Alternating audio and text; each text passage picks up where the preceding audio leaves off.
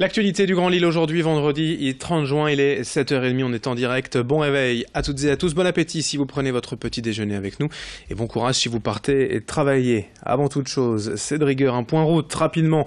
Les ralentissements habituels sur la RN 41 depuis la Bassée et les Wep vers l'échangeur d'Anglo et vers le périphérique sud à Lille.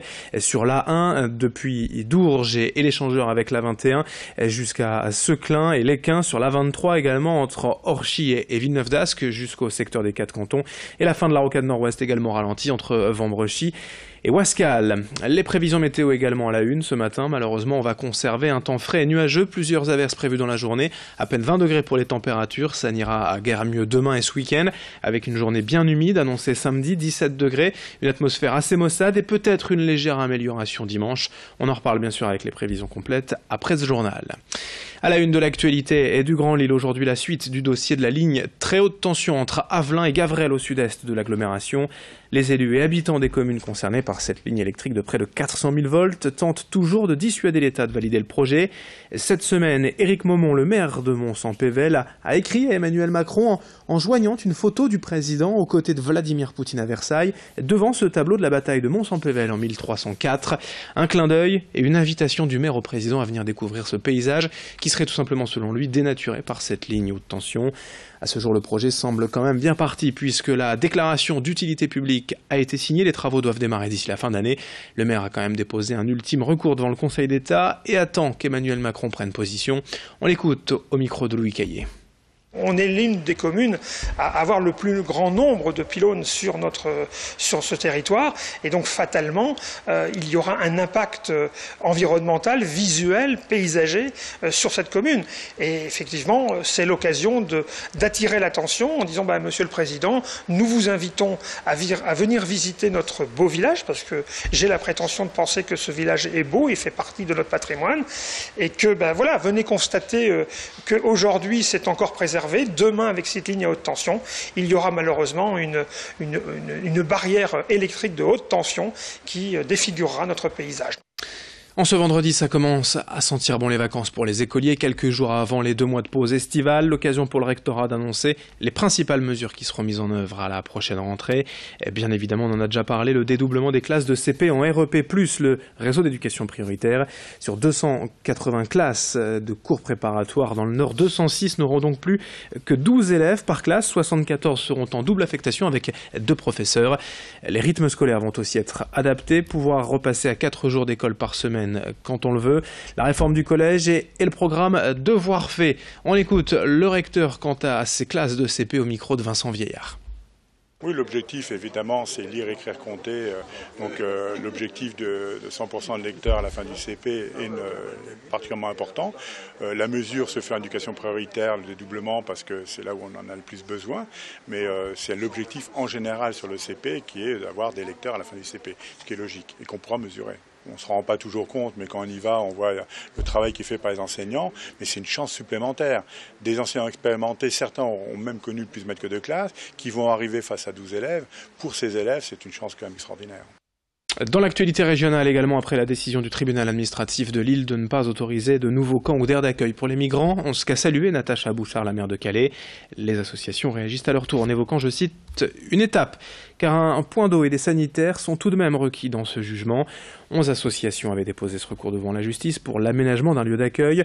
Le défenseur des droits, Jacques Toubon, s'était lui aussi ému des conditions de vie de ces exilés dans le Calaisis, mettant en avant la traque nocturne dont ils peuvent parfois faire l'objet.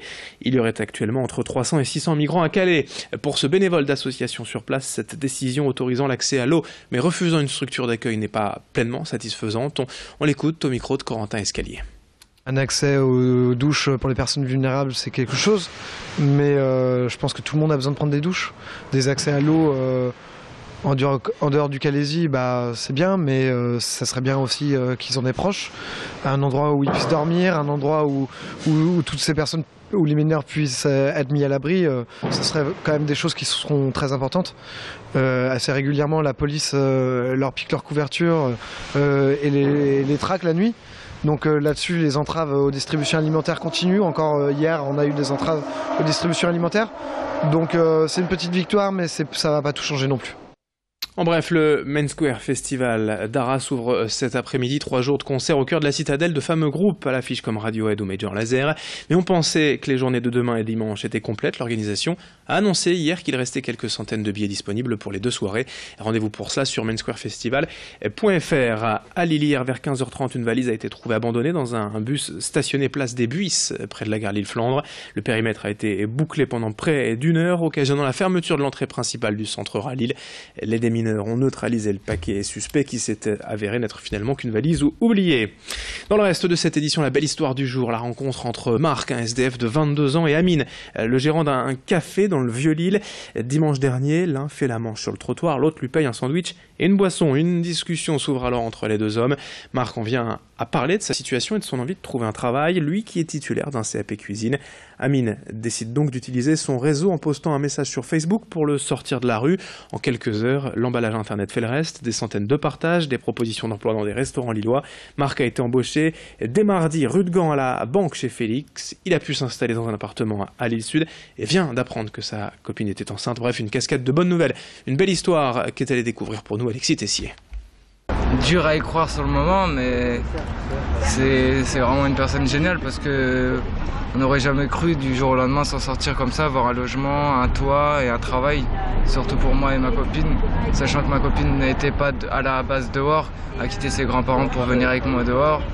C'est une bonne chose maintenant et on attend un enfant en plus, donc au moins on a un toit et un travail. Il faut prendre le temps de parler aux gens. Tout simplement, il faut prendre le temps de les regarder.